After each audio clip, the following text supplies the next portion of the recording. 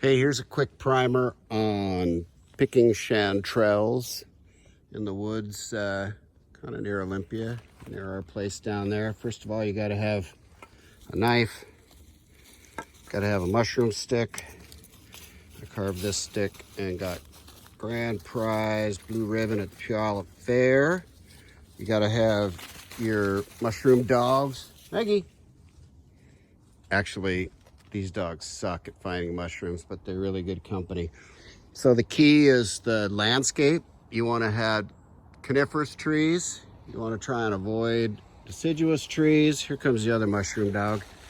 You want to avoid deciduous trees. For one thing, they cover the ground in leaves, make it a little harder to find, and it's usually not as good. But a few of them are okay. Salal is really good, which is this stuff right here. Mushrooms like it, and I kind of move pretty fast through the woods till I see an area that I kind of feel is going to be promising, like this, and then I start looking, and I can still be moving pretty fast till I spot one.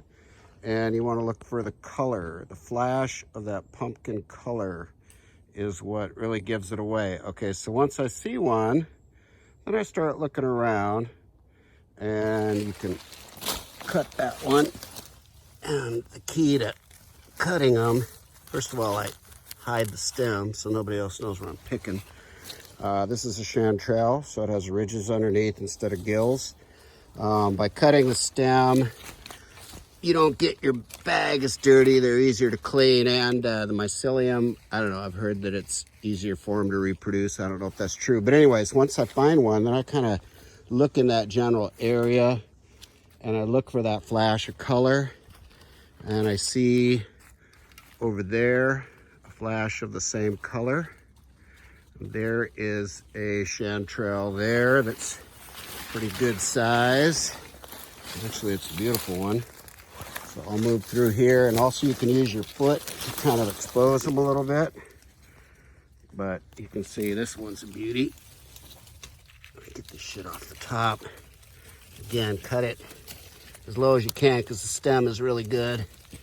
And I just kind of cover that stem, that cut stem up. This is a big, beautiful one. Really nice. Try and get the shit off, like the leaves and stuff. So then I'll kind of keep looking around and go back to where I first spotted the one. Put this guy in my bag. Try and make sure that you have a bag that can let the spores drop through. So I'll look around and I spot another little flash of color over there, which is a younger one. Let's see if I can get a better shot of this. So there's a younger one, more of a button. So you can cut that guy.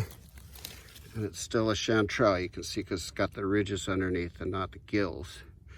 And then again, sometimes you can kind of get down low and they're easier to see if you're down at the mushroom level sometimes. So look around. The dogs tend to step on them. And let's see what else we got going on here.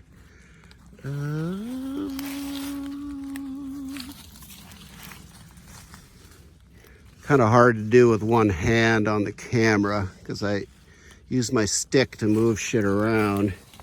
So let's just pretend that I've got my stick here. So I'm going to start moving branches and see up right there, right at the end of my stick. There's a little flash of color. That's a leaf. They look very much like the leaves. But anyways, there's one right hiding in there. So I'll get in there and cut it and into my bag it will go. What else? When you got an area where you start to find them, really scour that area well. Use your stick, move all the bushes around, move the leaves off, and you can end up with a pretty good bag. I've not been picking that long. I've got a decent amount of them in there. So anyways, that's a little chanterelle in Western Washington 101 picking, chanterelle picking 101. And again, this is kind of a good type of landscape here. All right. Next we'll look at coral. Those are fun and easy to pick.